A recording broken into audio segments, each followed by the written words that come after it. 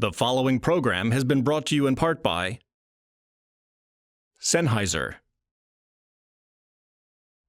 and the Airline Pilots Association.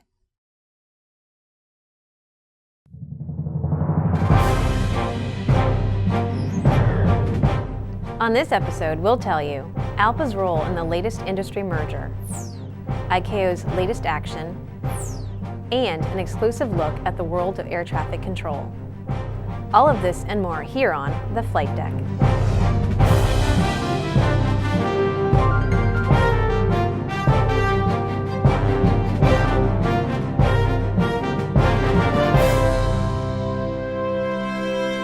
Hello, I'm Sharon Varab. Welcome to the Flight Deck. American Airlines and U.S. Airways announced a merger this month. As the largest pilot union in the world, ALPA will track it carefully. The association represents pilots who fly more than 75% of the express flying within the two carriers' networks. The union will work to ensure that our members benefit as vested stakeholders in this consolidation. Pending the Boeing 787 investigation, ICAO has rescinded its recent decision to allow passenger airplanes to carry lithium-ion batteries as cargo. The full council is expected to issue final approval later this month. ICAO Council's president stressed the measure is temporary, saying safety is the #1 priority for the aviation industry. The FAA seriously overestimated the cost analysis of its new airline pilot fatigue rules. ALPA says it undervalued the benefits of applying the rules to all cargo pilots. The analysis used unrealistic aircraft and failed to take into account health benefits to pilots. The union will continue to urge Congress to pass the Safe Skies Act of 2013 and bring one level of safety to all airline pilots. Some Canadian carriers are using foreign workers to augment their rosters on a seasonal basis. There are 3 ways an airline can hire foreign pilots. 1, through the Human Resources and Skills Development Temporary Foreign Worker Program. 2, through a reciprocal agreement under Citizenship and Immigration.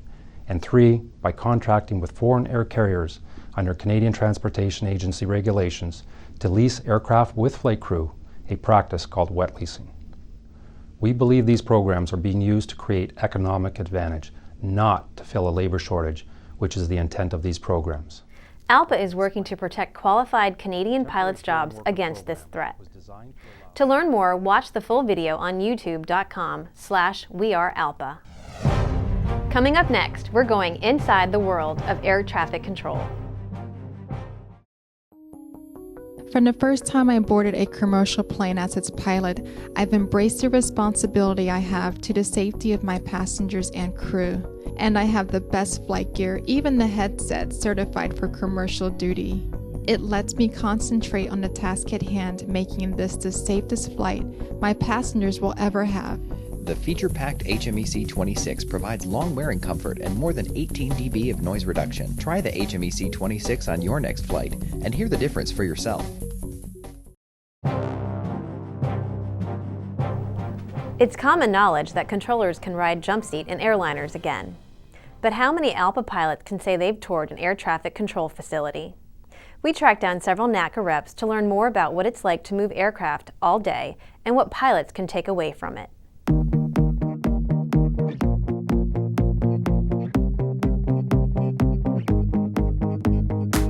Together, pilots, controllers, and flight attendants have delivered the safest mode of transportation worldwide. It takes impeccable communication and collaboration, which extends your crew beyond those sitting in the cockpit. Controllers have to understand what that workload looks like in the cockpit. Likewise, pilots need to have awareness of what's going on in the airspace around them and the whole scope of things that controllers are needing to deal with. There's nothing that substitutes for really putting yourself in another person's shoes, or in this case, another person's seat, and really understanding what's going on in their work environment. In collaboration with the FAA and the National Air Traffic Controllers Association, the Airline Pilots Association captured this social experiment for both pilots and controllers to learn more about their role in safely moving aircraft through the national airspace system. With NATCA's help, we took Delta First Officer Tim Heupel on a tour of the tower at Atlanta's International Airport.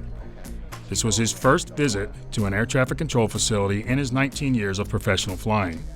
He gained a better understanding of the controller's workload and responsibilities, along with a new appreciation for what they do. Everybody in that tower is capable of working in a different position. And I was always under the impression that each controller, you were a tower controller and that's all you did, or you're a ground controller and that's all you did. But I found out in the Atlanta tower, you need to be able to work every position and they rotate through. Representatives of NATCA explained the controller's daily operations at the tower, TRACON, and center. Working at the TRACON is different from the tower because we are a pure radar environment. We're different from the center because their primary function is en route. They transition aircraft at high altitude from point A to point B. We work between the tower and the center to facilitate departures transitioning from the airport to the en route environment, and then we take the aircraft from the en route environment and get them all lined up and in sequence to land at the airport. For the full experience, though, a controller needed to sit in the left seat of an airliner. So ALPA arranged for NATCA Rep Brian Volante to fly a 757. Simulator, that is. This is the first time I've ever been in a simulator like this, the ones that the airline pilots actually use. It was a real eye-opener for how much is going on in the cockpit, how much noise is in the cockpit, their checklist, and their workload. For me to give them information in a timely manner, it's a lot of information at one time. Sitting in each other's seat, it's easy to see why the pilot-controller relationship is vitally important to aviation safety.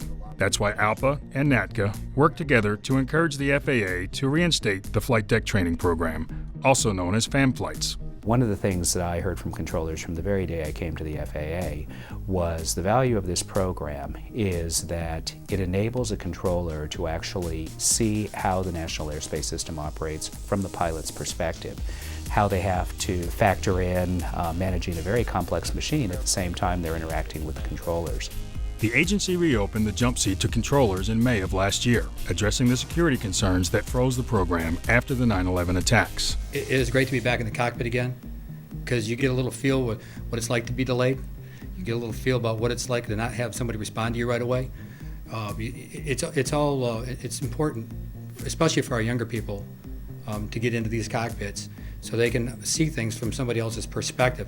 Nate Pear, the NATCA rep for Los Angeles Center, falls into that category. He brings 13 years of experience to the job and rode jump seat for the first time last year on a flight from LA to Dulles. Some of the more important things I was able to see was when we're issuing turns, when we're issuing speeds, and we're issuing altitude changes. We just say the words, turn this heading, descend to this altitude, maintain this speed. So to see the pilot and the co-pilot working in conjunction with each other and putting those things in and maintaining and watching, and the amount of work that goes into it, it really was a vital thing for me even to bring back to the controller workforce and to my union brothers and sisters to explain to them the things that they're doing. Getting pilots to tour air traffic control facilities is equally important for truly understanding how the collaboration extends beyond the cockpit. I have talked with pilots about what goes on in facilities, and my sense is they find it extremely helpful to understand the different functions that take place in a TRACON, in a center, or at a tower. They walk away with a much better understanding of how the whole system works, and I think a greater appreciation for the guy or the woman that's on the other end of the microphone. I encourage anybody that has any interest at all to come over here and do a tour. It's open, and also to let the controllers know that now that we have the observation capability with the jump seats, that the controllers are more than welcome to come and ride the jump seat to kind of see it from our perspective as pilots.